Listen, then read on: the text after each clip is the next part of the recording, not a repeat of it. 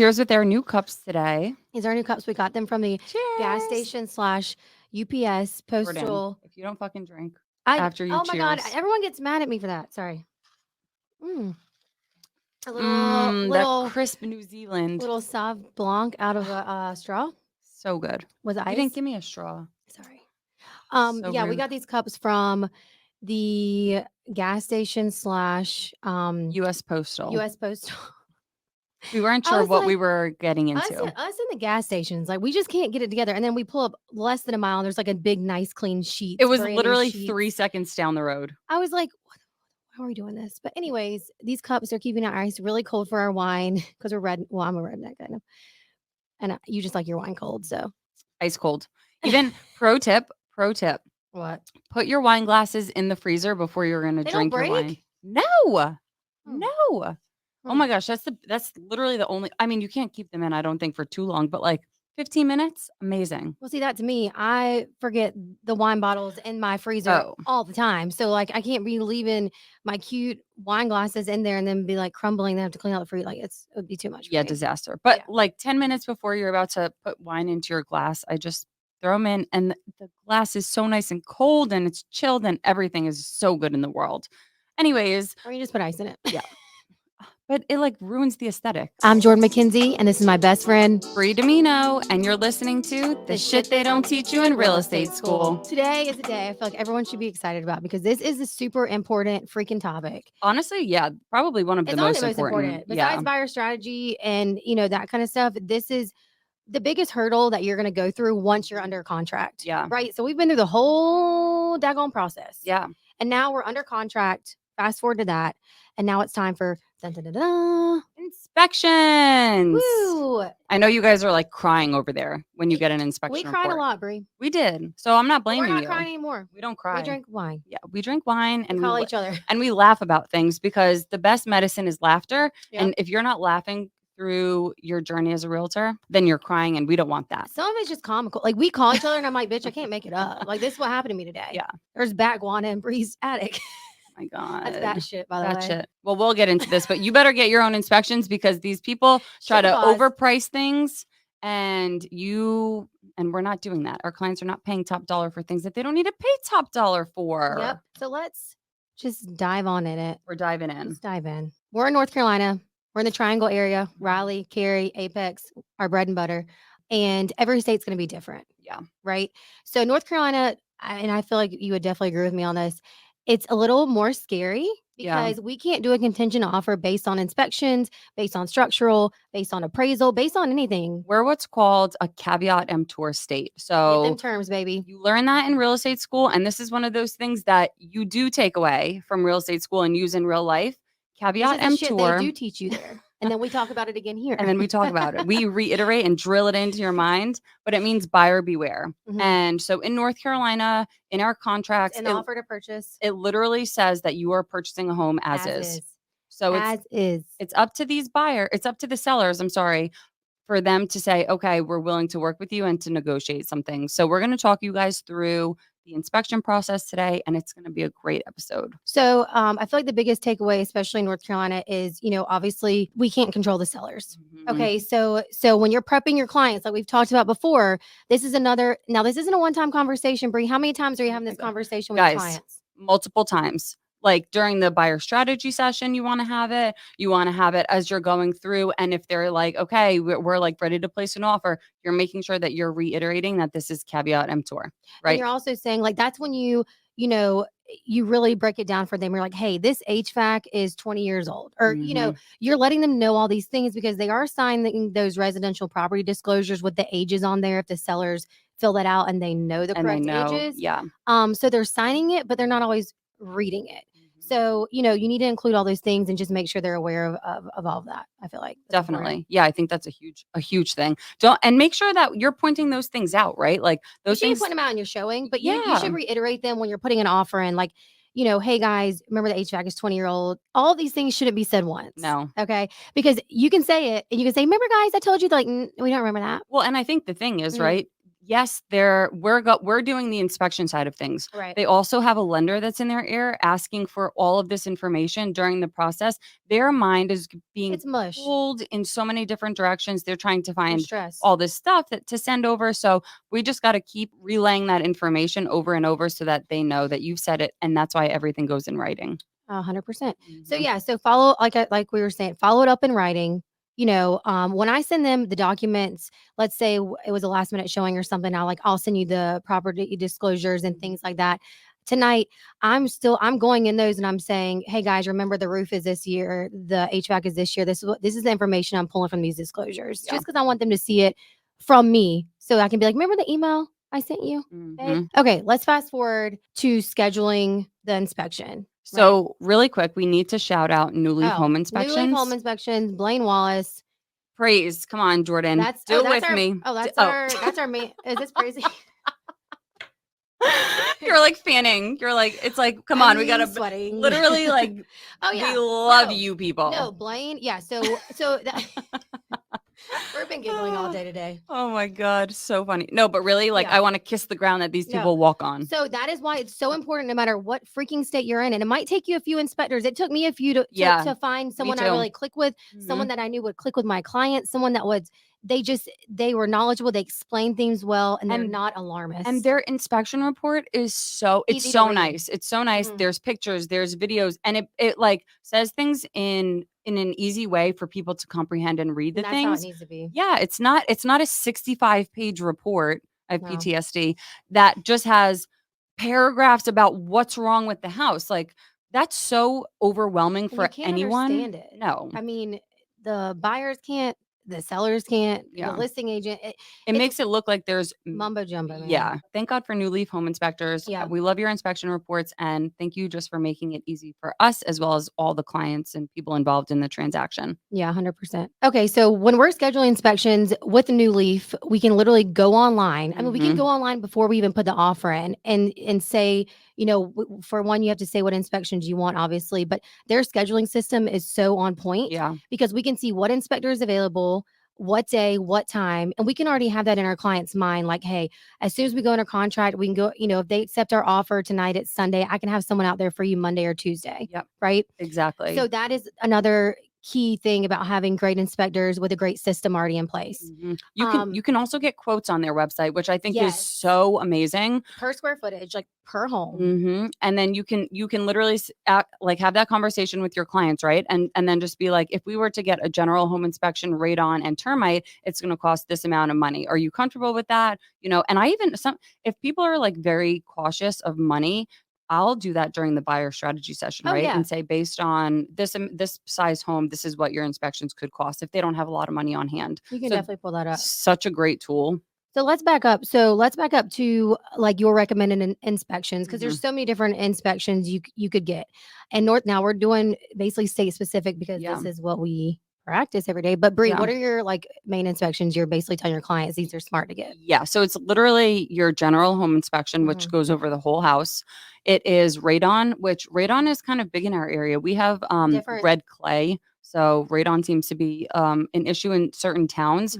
And then the other one is going to be termites. Termites are a material fact. We don't want any termites with destroying insects, in any house. So those are going to be the three. Depending on if someone tells me that they have had mold issues or, whatever the case is, if someone wants to do a mold test, then I also include a mold test. Sometimes people are weird about that and they do want that. So always ask.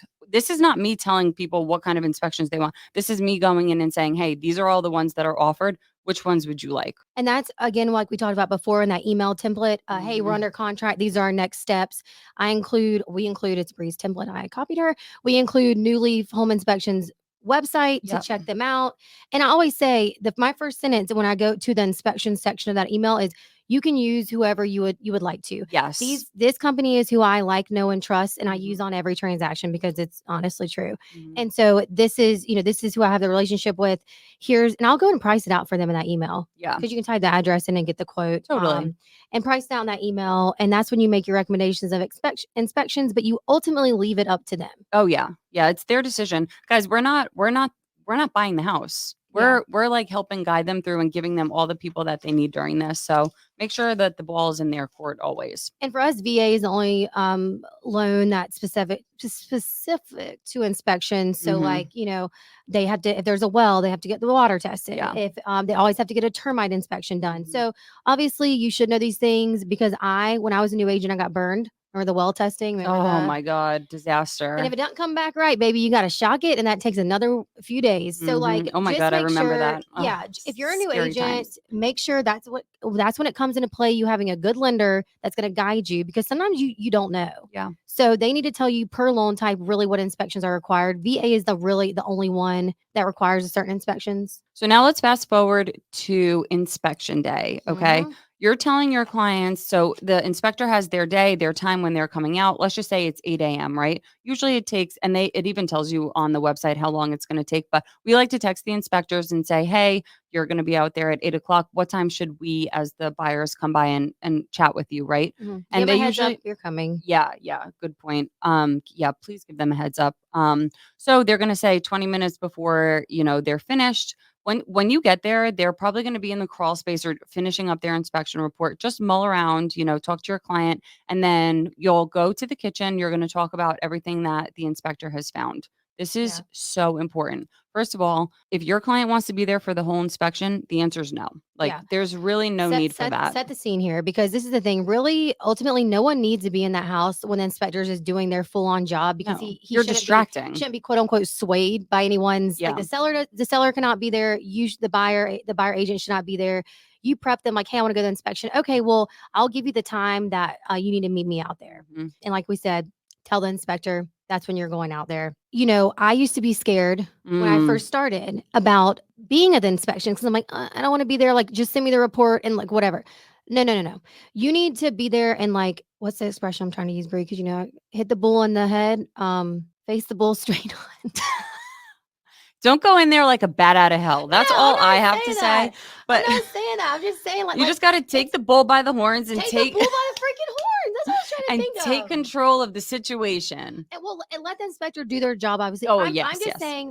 I'm just saying it does your clients a disservice to not Mhm. be there with the inspector to ask the questions because you are not an inspector. No. You are knowledgeable, but you are not an inspector. That's not No. your job. You need to the inspector starts going over that report, and Blaine's amazing. He has his iPad, he has the pictures, he has the video. All of We're them, yeah. walking around the whole entire house, going through everything that he sees and that he thinks is important for us to acknowledge.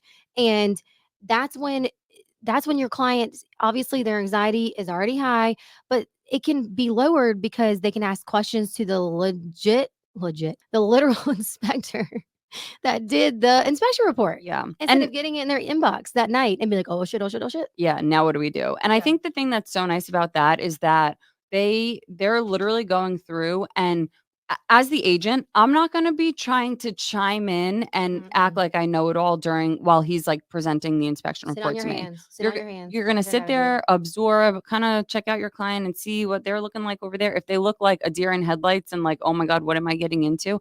That's your cue to be like, okay, let's de-escalate. So then I'm like, Blaine, Artie, whoever, what are the three most important things or the three things that So if good. you were buying this home, what would you ask for? What would you do? What would you get contractors out to get additional quotes for? And they're going to tell you what those three things are. Guys, that is such good information and make sure you take that and, explain to your client exactly what needs to happen from there, And right? keep on going back to those 3 points too, Mhm. right?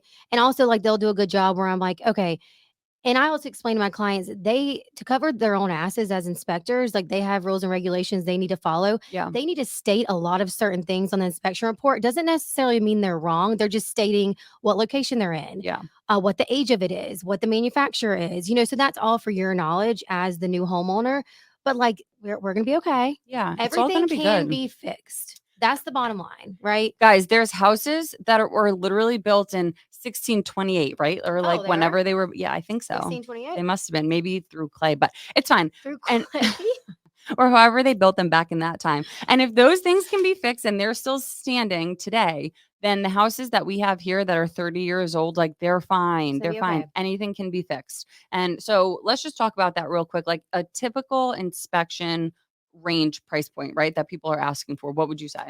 I mean, I think what they're asking for, like 5 to 7K, Yeah. what they're getting, Mhm. 2,500, 3,000. Yeah. That's our average. That's our That's what average. sellers are, I've seen more times than not this year, are giving clients. But yeah, I mean, I feel like that's a good, like we said, sellers don't have to do anything. And that's the fact. That's what you keep on reiterating. Yeah, So totally. anything is out of the kindness of their heart. Yeah. And that's what I tell my clients. So So inspection is done, right? The inspection's done. We've gone through everything with our inspector.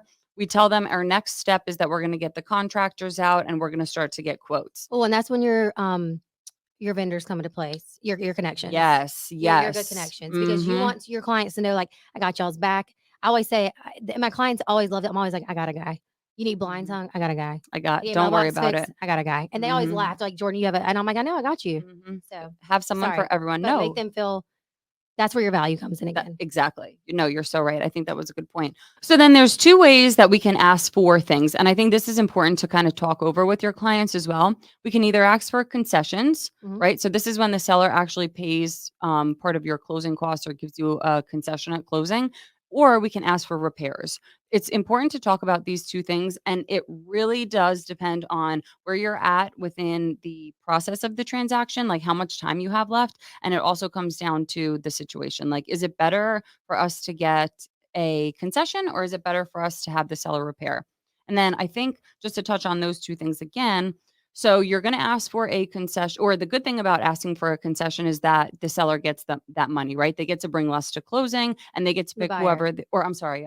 Yeah, the buyer. And they get to pick whoever their vendors are that they want to do the work. And some people are hell bent on that. Like, I don't want Joe Schmo. I don't want Joe Schmo out of my roof doing that shit. And you're like, okay, well, we need to ask for a concession then. Yep.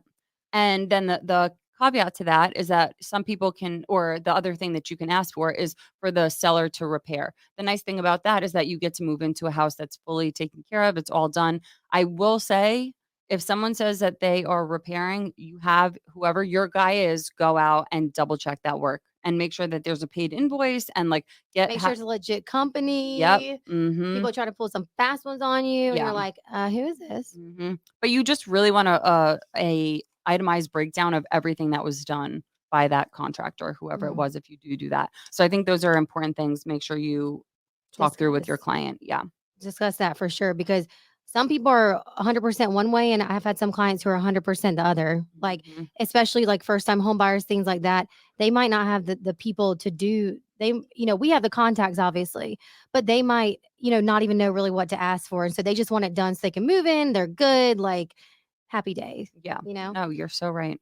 So the next step after that is, well, really, we're already kind of discussing it, but your plan of action. So once again, you're going to use our famous little tagline. The next steps are. Yeah.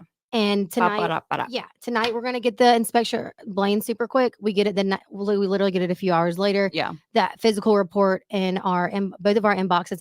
That's another big thing to touch on too. Yep. I know where you're going with this. Because buyer pays for the inspection, right? When the buyer pays for it, that's when we receive it. But we, as a real estate agent, we usually book our inspections for our clients. Yeah. But a lot of times, let's say the buyer just had a friend that was an inspector, which shoot me in the face, but they will send the inspection report to the buyer, right? Before they send it to us or whatever it may be. And that is, it's really a hard. Huge problem. It's really hard to control the situation when you have no control. Yeah. It's when a you huge don't have problem. the report. Yeah. So that's when it comes back to just getting your own good ass inspector that knows the process. And that is the correct process, in my opinion. You should both receive at the same time, especially let's say the buyers just couldn't make the inspection. And that's fine. And that happens.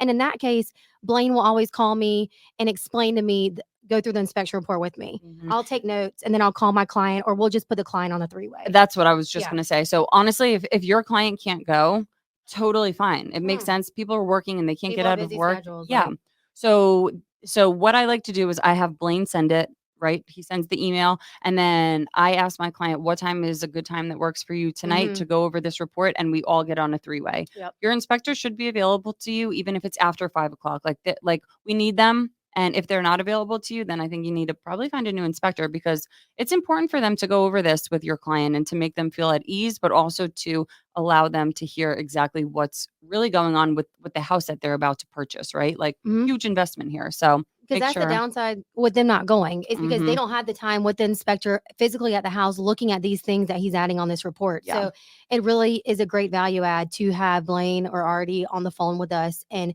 that's when you shut up again. You let them do their thing. You let your client ask questions. You obviously ask questions that you think are important and you need to know in order to ask for the repairs. But like, you got to get them on the phone. I mean, after you get that inspection report, if they're not at the house that day. Yeah. I think we're gonna leave you guys on a little cliffhanger here. Yeah. So next episode is now what? We have the inspection report back. We kind of have our plan of actions. We kind of have our vendors in place that we are going to call and try to schedule to get some quotes and things like that to present to the listing agent, the sellers. So next episode is negotiating the shit out of these repairs. You got to negotiate good for your clients. So we're going to talk all about that. And then what we're also going to do, which we're super excited about, we're going on an inspection report with Blaine or I'm sorry. We're going on an inspection. It's kind of like a field trip for us. Yeah, we're going on a field trip. We're going on a field trip with Blaine. We're making Blaine let us come. Yep. And we're going to video. We're going to video. Get it video. We're going to be in the video. And do an entire thing and point out to you guys what things you should be pointing out while you're just in a showing. And then we're going to have Blaine explain like things that you should know and how to find things that maybe we don't necessarily see all the time or whatever the case is. We'll get a good house that might be a little bit old and rusty, and we'll get all those things shown to you guys. So we're super excited about that. If you don't watch us on YouTube, you should. We have the video version there, and it's going to be really good. I think you guys will get a lot of benefit from that. A lot of good nuggets. Blaine is great inspector, very knowledgeable. Top tier. Thing with him, he just explains things well. And so I feel like we get so many nuggets from him, and especially in our showings. We're like, oh, we just had this. I just saw this in one of the last inspection reports I had.